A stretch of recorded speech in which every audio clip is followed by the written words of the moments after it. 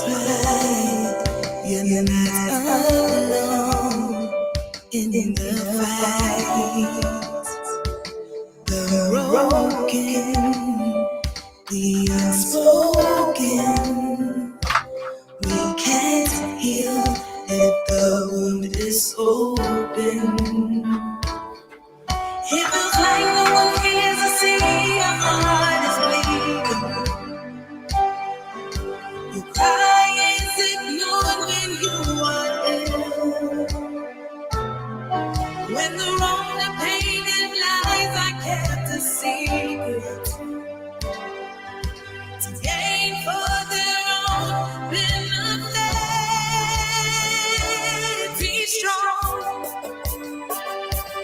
be brave. You're too far away from the grave. Stand tall. We are here. We don't know the spirit of fear.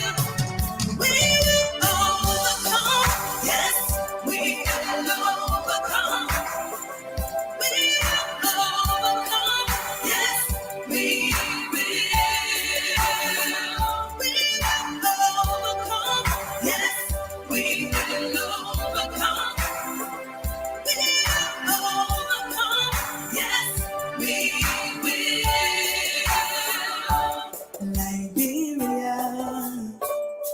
Liberia, when will we stop being the inferior? Our vulnerable children, stripped of their innocence. It feels like no one cares to see your heart is bleeding. Your cry gets ignored when you are ill. When the wrong, the pain and lies are kept a secret to gain for their own benefit. Be strong, be brave. You're too far away from the grave. Stand tall. We are here. We don't know the spirit of fear. We will overcome. Yes, we will overcome. We will overcome. Yes, we will. We will overcome. Yes, we will overcome. We will overcome. Yes, we will. Liberia, we can't give up. Liberia, we can't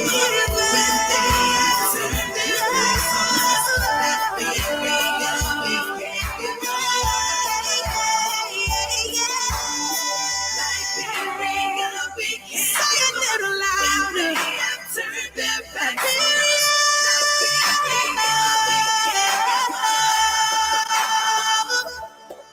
Young girls, don't cry. You're not alone in the fight.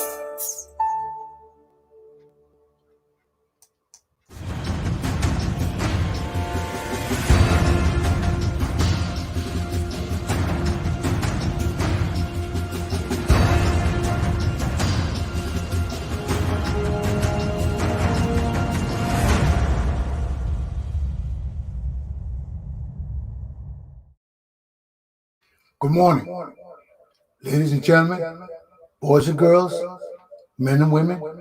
Welcome to Attorney Commander Galpohkpa Chesson Talk Show. Today is November the 2nd, 2021. We rise to Election Day in America. Local elections throughout America.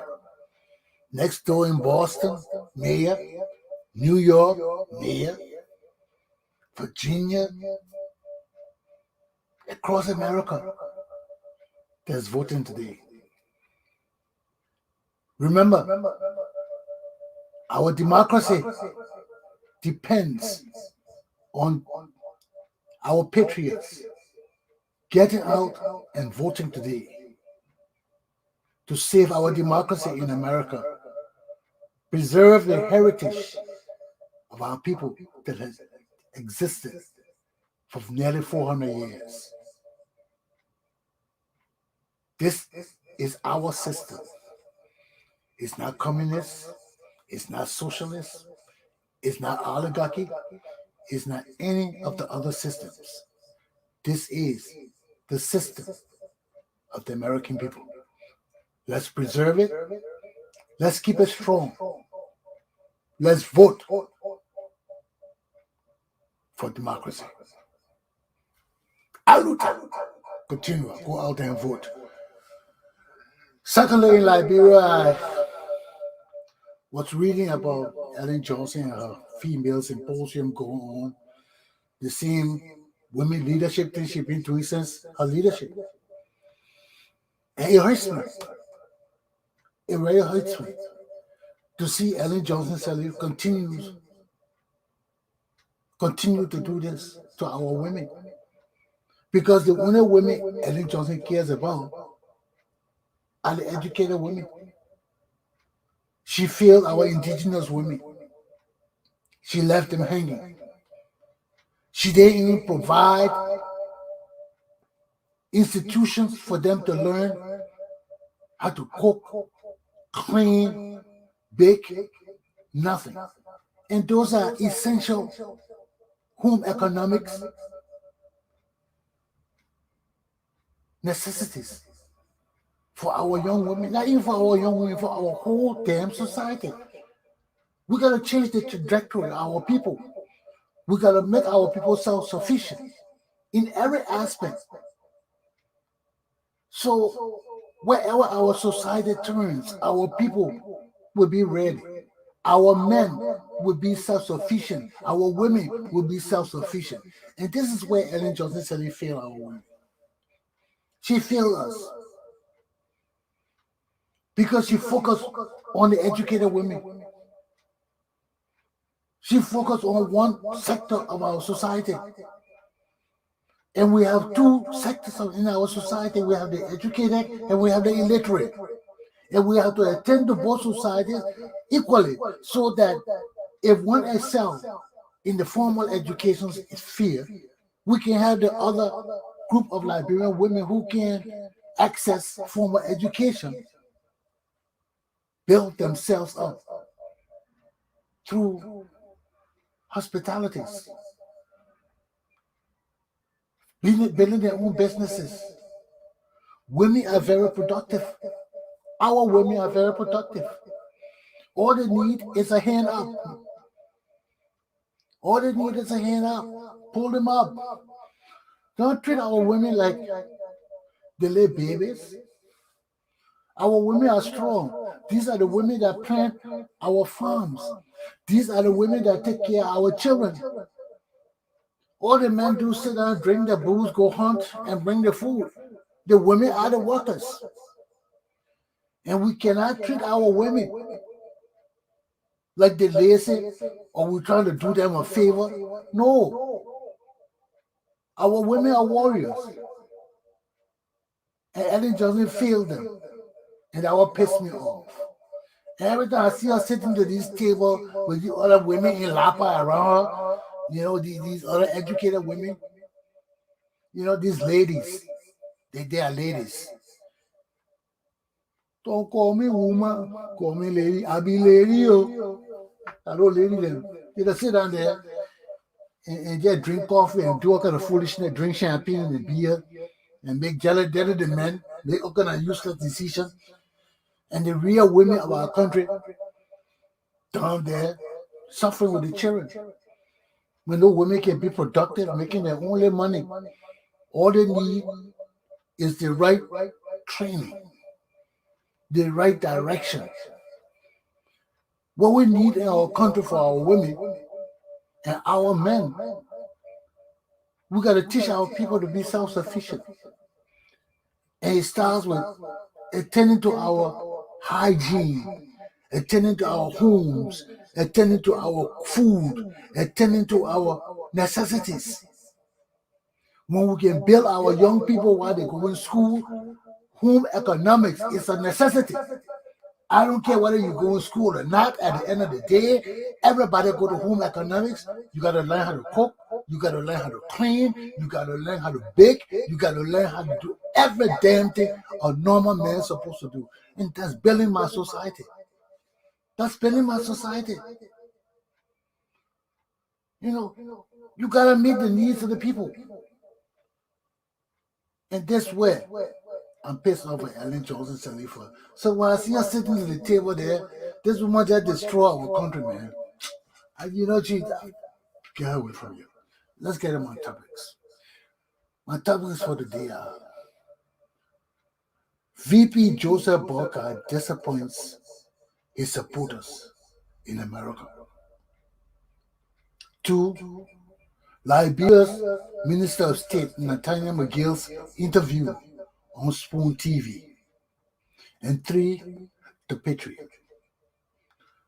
Joseph Boikai was supposed to be in America day before yesterday. They went and sold tickets. They did all these things. Instead of coming, they told Boikai to go to Ellen Johnson briefly. He missed his flight. They sent a videotape recording of Joe Boikai's voice. You see, I like Costa and Lobo and all the boys. I like those boys. They're young, they're progressive, they're energetic. But education is not everything. Education is not everything. Pretending that you know is not everything. Pretending that you got everything under control is not everything. Because nobody has everything under control. Nobody.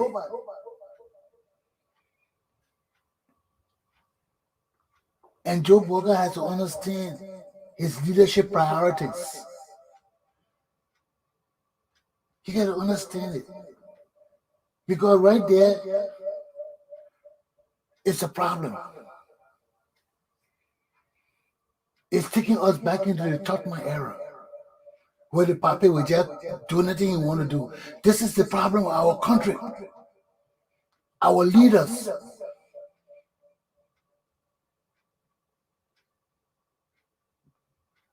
We don't prioritize other people's agendas.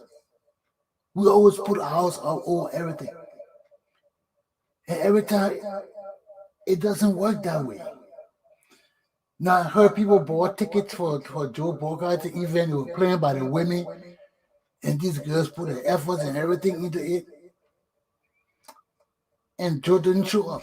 He sent a tape recorded message or something. And people pissed. Because people pay $100 to go see Joe Boikai. And he didn't come. Now they got all this itinerary for him. You go on Costa's show, Costa was talking what he's doing, this and this. I'm just tired with Liberian people. I'm tired with the lackadaisical attitudes. I'm tired with the distrust. I'm tired with the untrustworthiness of our leaders. I'm tired with people just doing everything they want to do and disregarding laws and rules and principles of our country. You can't just do what you want to do. We got procedures. Because you come from America with education and we give you responsibilities and duties, that don't mean that when you on the job you can say, oh, they did this in America, so it might work here. No, this is not how our country functions. And you see, this is why we can't develop. Because the more I sit in America and watch our dysfunctional leaders perpetrate their usefulness over our people, the more it hurts me. The more I get mad and say, where are these people coming from? What's wrong with these people? What kind of education is this? I mean, it's just, I don't know what to think. I really don't know what to think. I don't know what to. That's why I don't get in nothing. I just watch and talk. Watch and talk because somebody got to guide us. Somebody got to guide our society and lead us in the right path. People who don't want power. People who don't want position. But I want money. You got to send me the money. When you're sending the money, I will not want to work for government. I will set up my own programs. Y'all know I can do my own shit. I can do my own thing. I want people jealous. You know how many people fight me? All my programs, money coming in, they fight me to stop the money. You know, I don't beg for this thing. I fight for it. When I want to learn something, I commit myself to it. And that's what we got to learn. That's discipline. Following rules, principles. It's not easy. It's not easy, but when you get used to it, it becomes a habit. It becomes a habit. You always want to make sure that every damn thing you do is right. That you check from A to B, and you make sure you don't make mistakes. Especially when you're leading people. Every time I'm leading people, you know how scared I'd be?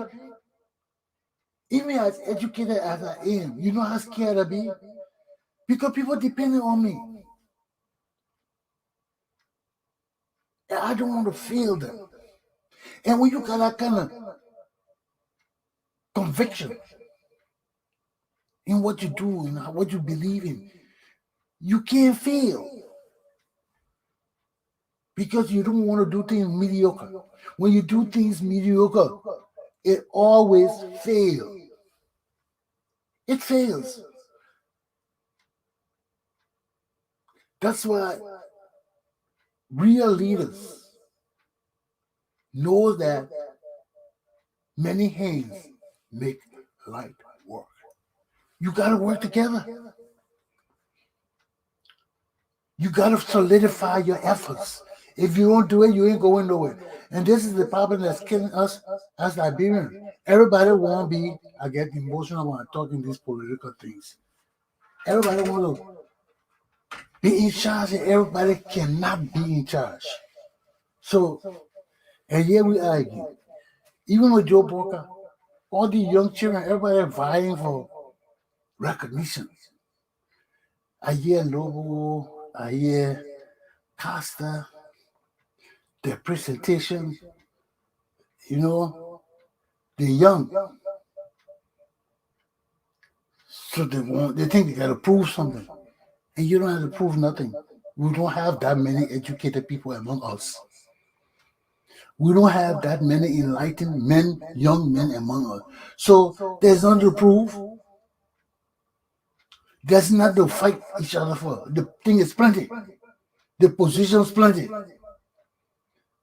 If we really want qualified Liberian people to occupy government positions, the position plenty. It's plenty. But not every Tom, Dick, and Harry, because you got a degree, will rush to Liberia and get a job. No, it doesn't work like that. Yeah, we want educated people to come. But you got to be trained to adapt to Liberian society. That's why even though we have the need for our people to return in mass, we also need people who will train them into Liberian culture. Because most of our people coming home, they got to adapt to the culture. They got to adapt to our way of living. And that's why we need leaders today that will not take us back into the Tuckman era, that will not take us back into the Talbot era. Because I can see both of those eras right in our midst right now. One group of people will move us fast into a new era, and the other group of people still slow and sluggish. So how do we deal with these two groups of people? How do we deal with these people and set our country on the right path? Some of us got to stay out of government. Some of us got to stay out and evaluate things from the outside. Because Joe Boikai, he's not coming with no perfect government. He's not coming with no perfect leadership. Look at Mo Ali, Anthony Cassidy, Wilma Cooney, Wetty, all of those guys with Joe Boikai. I'm scared because I saw how those guys ran Eula. I'm scared. I heard somebody talking about the same thing. But the people behind Joe Boikai, those are the vindictive people. Those are people who think Congo people have been ruling for so long, so certain group of people are not supposed to rule no more. And we can't have those kind of people leading our country. That's not what Liberia is about. Yes, we had our problems. But we don't want a Liberia, a divisive Liberia.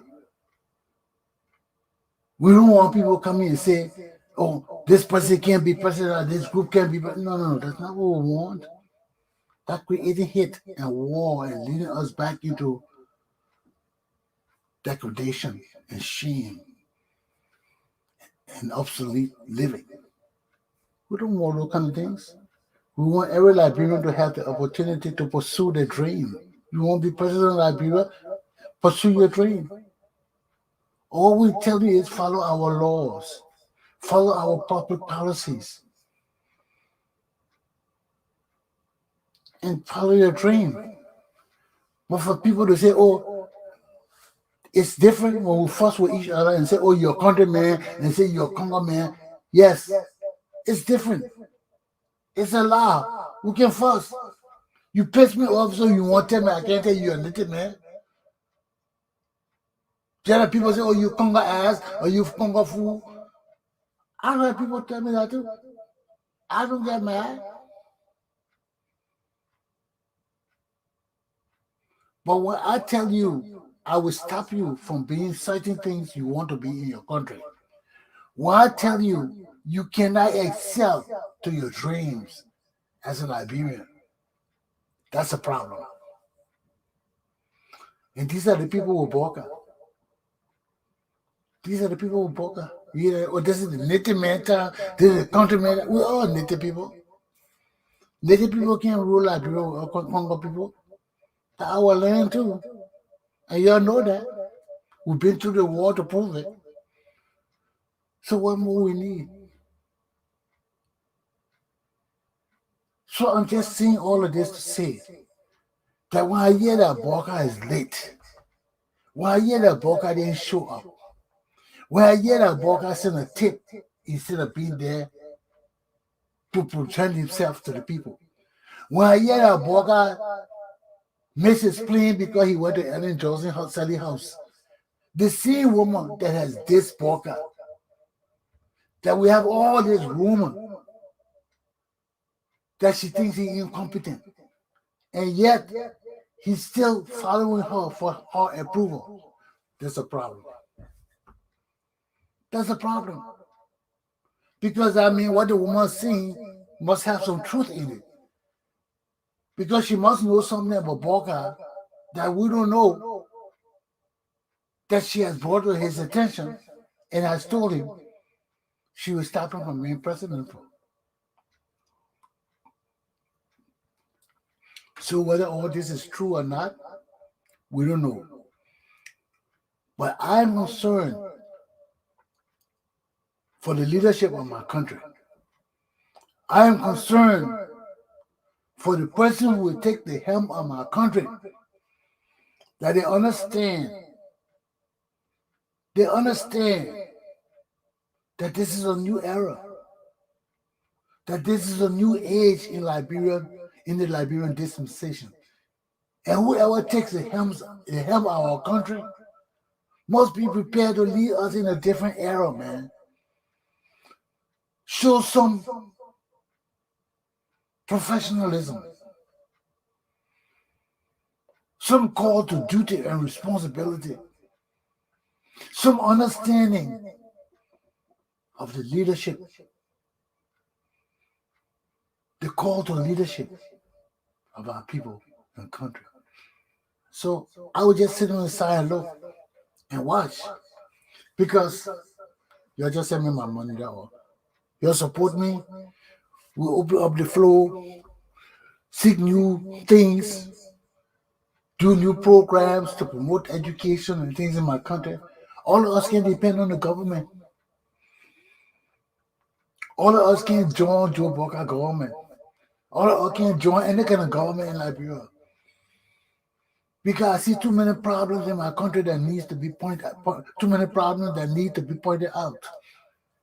And serving in government may not help me point them out to the leaders of my country. And some of us need to make that sacrifice and be ready to point these things out to these people that lead us. Our country will die. So I just tired of disappointments. I just tired of excuses. I'm just tired of my leaders letting us down.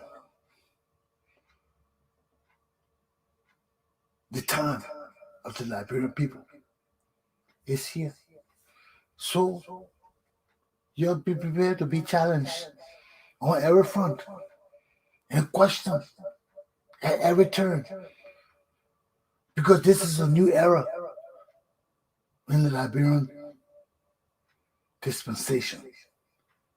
And whoever takes the helm of our nation, you better be prepared to answer the tough questions without fear. Without fear.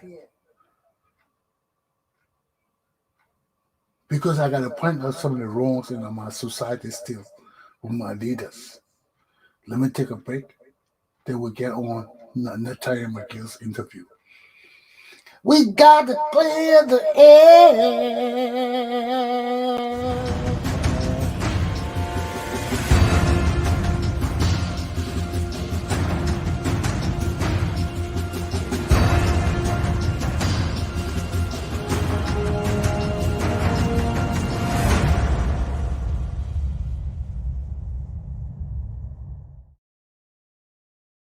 McGill's interview on Spoon TV. I think this man needs to do better. He needs to do better. Poor Spoon was just looking confused, taking all the questions to hit this guy with. How do I hit this guy? No. I'm gonna see his standard odds. But anyway, let's get to the nitty-gritty of this thing, man. It was. There were many things I wanted to point. I'm going to point out from this statement. Once he said the economy was strong, the state of the country is strong. That was the first question standard asking. Well, I would describe the state of the situation in Liberia. He said strong. He talked about them fighting corruption. He talked about the security of the country.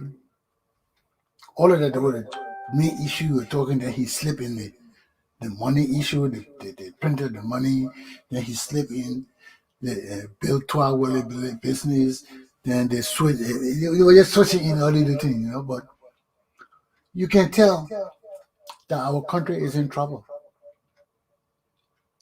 Some of the questions that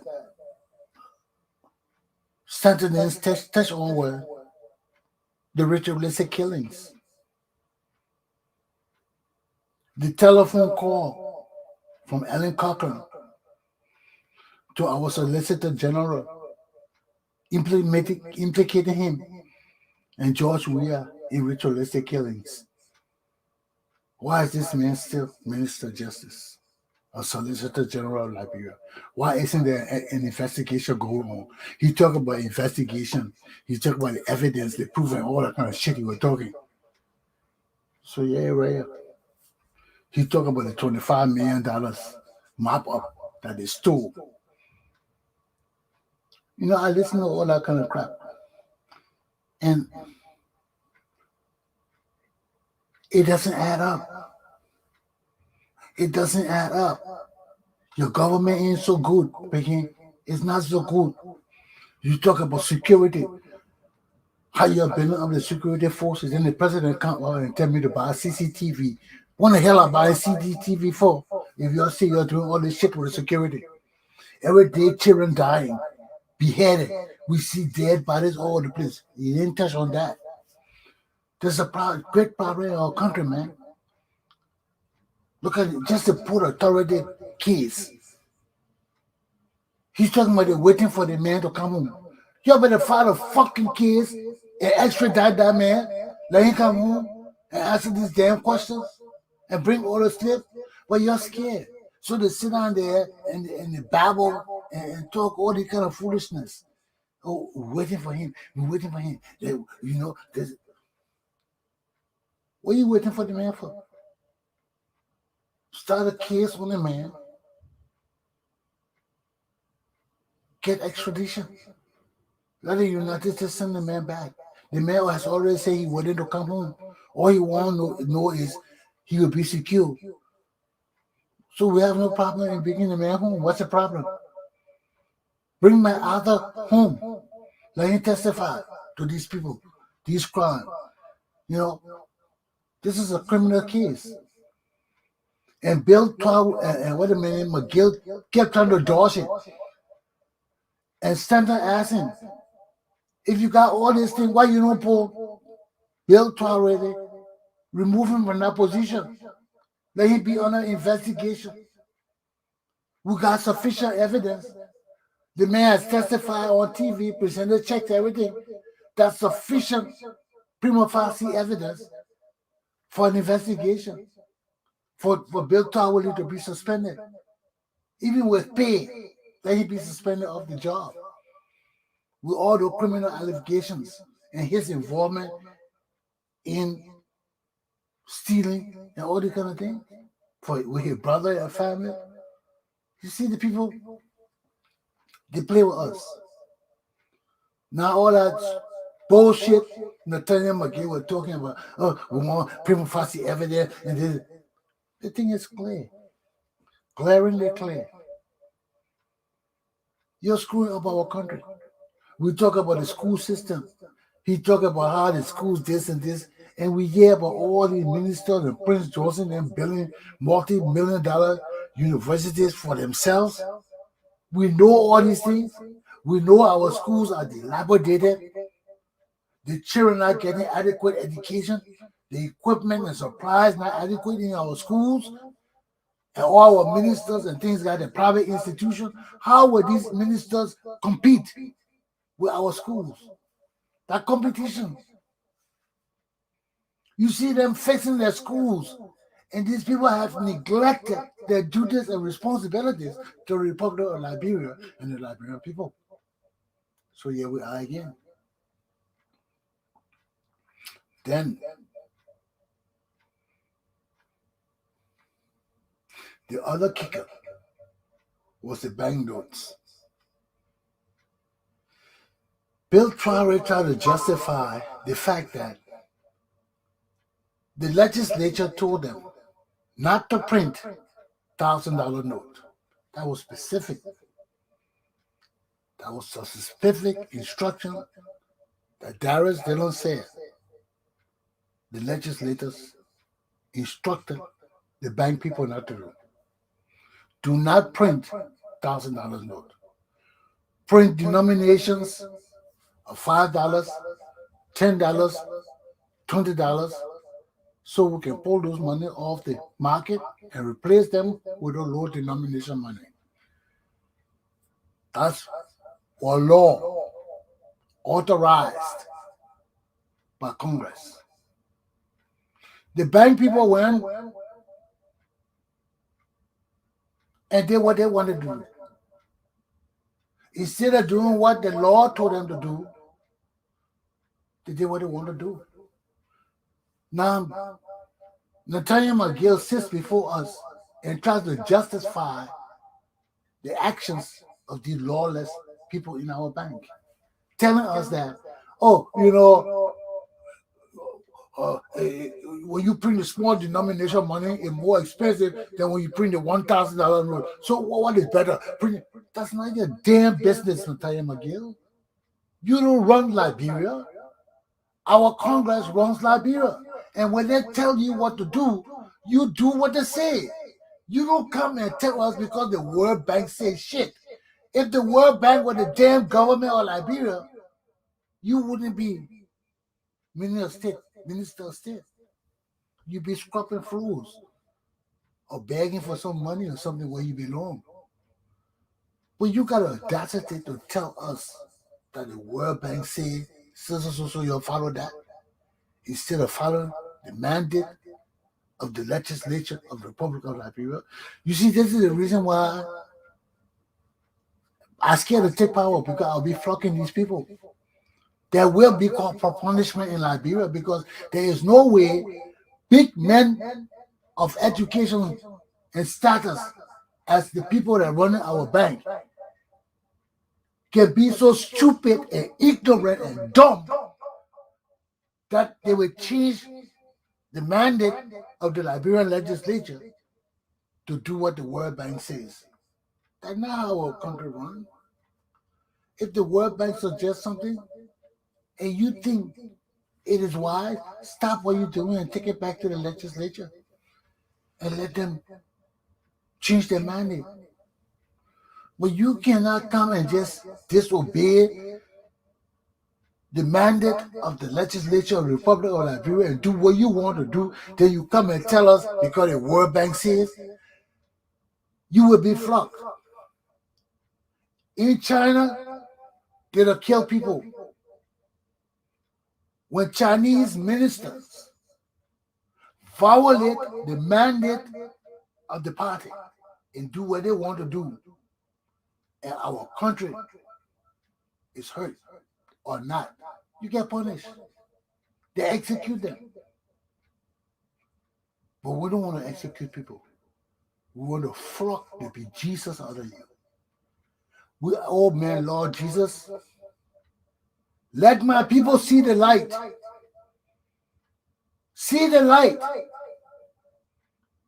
And let's set precedents of these people in our society who think they can just do what they want to do. They can just do what they want to do. Let's set a serious example of them. Because this problem that McGill was trying to perpetrate, this crime McGill, the Minister of State of Liberia, is perpetrating against our people, telling us that, yeah, you can change the thing even though our legislature say you can't do it. These people need to be flogged. Because there's the same thing happening in CPB right now, where people can sit down and do document and trust each other. One person got to change it. One person got to do something against the will of the group. This is happening in every aspect of our society. Look at the legislature. Give themselves $30,000 against the will of the Liberian people. It's not in the law, but they put it there for themselves. Our people just do shit because they feel they can do it. And this must cease and desist. This got to cease and desist. This is what destroyed my country and our system of leadership. People just come with their education and disregard our laws and feel that they can infuse their ideals into our system because they come from abroad or because they feel they're educated more than everybody or they feel that they can do it better. No,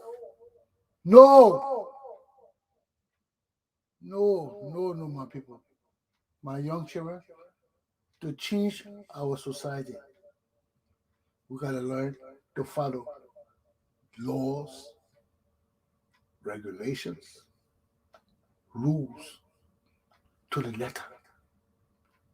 That is why our judiciary is so paramount and significant to peace and stability in Liberia. When we got a strong judiciary that can exert the laws without fear or favor, without partiality, our country will change. But look at our court right now. They dilly-dally with the law. They flacky-flock with the law. They flacky-flack with the law. They play with the law all kind of way. When we can't trust our courts, there is problem in the system. Because everything is corrupt and the courts are strong, we know that our lawyers, they're not just everybody, they are career people. They are technocrats. They are trained. That's the only branch of government that we don't mess with. We can mess with it too. You can change people all around. But the judiciary is sacrosanct because those are the intellects, the peacemakers, the justice enforcers of our society. And when we lose our courts and our judges to criminals and vagabonds and zugos and liars and bastards and lowlives, what hope is there for a great nation? Let me take a break. Now it's time my last topic.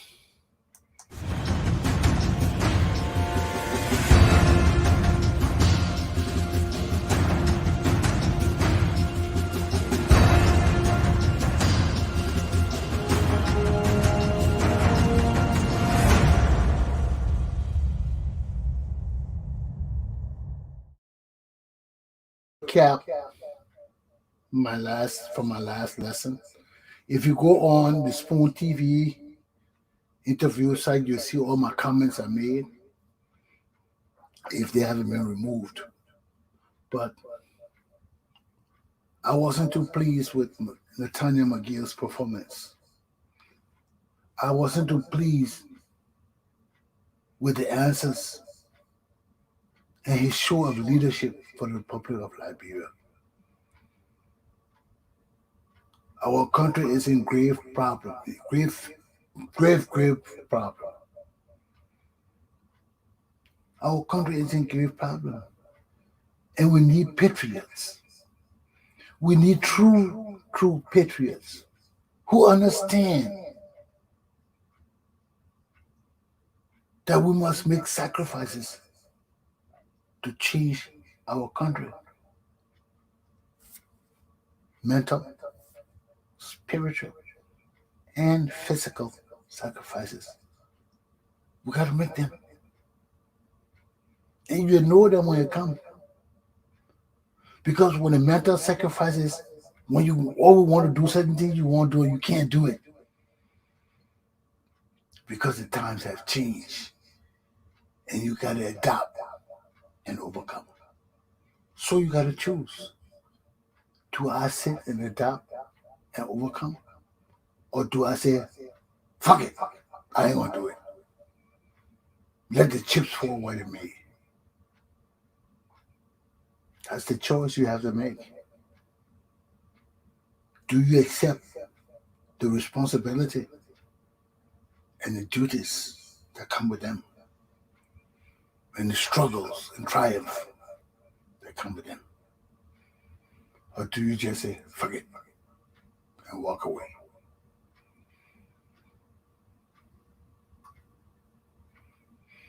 When you face a few true tests of a patriot,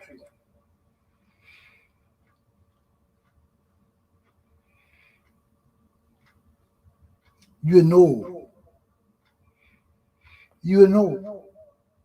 that it's a test of will. It's a test of spirit. It's a test of mental capabilities. Because that's when you know freedom is not free. You know that the freedom that our forefathers fought for us to inherit, this sovereignty that we have almost lost, it's not free. It's not free. But we must keep it free. Because Liberia is for all of us. Liberia is not for one group of people. And this is a mistake we have already made. That not their things. This is our thing. This is we are thing. And we're not letting we are thing go. We are patriots. Open your eyes. Don't think about the jealousy. All hands are not equal.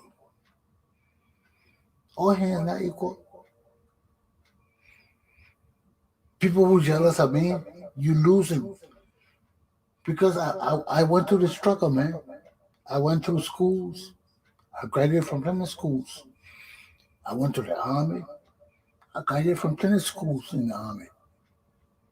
You think it was easy? It wasn't easy.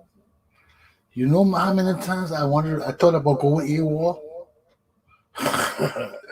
You know how many times I was so damn cold, I was crying and wondering why I joined this damn man's army? But there was duty and responsibility over pain, and that's triumph. What you don't mind don't matter. And that's the philosophy of life. You can't have your cake and eat it too. You can't have everything you want in life.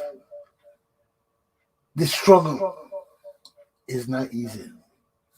Family,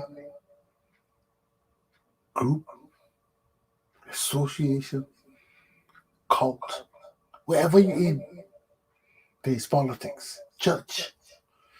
And sometimes the politics can be devious, wicked, depending on how bad the people want power and money and to steal. So it behooves all of us to stand up as patriots. Because standing up as patriots ensure that we care about one another. Ensure that we are less selfish and more selfless.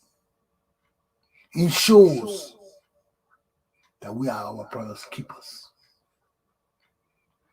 Liberia needs patriots. We have lost men and women who dreamed of a great nation and people.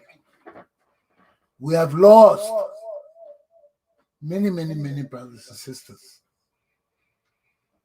That our country is a ragtag nation now of divided people. We've got to come together. We've got to overcome.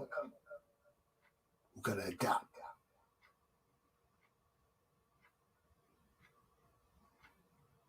The time of the Liberian people is now.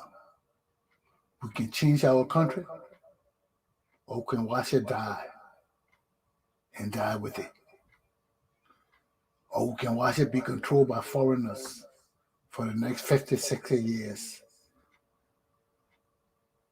But we don't have to. We don't have to.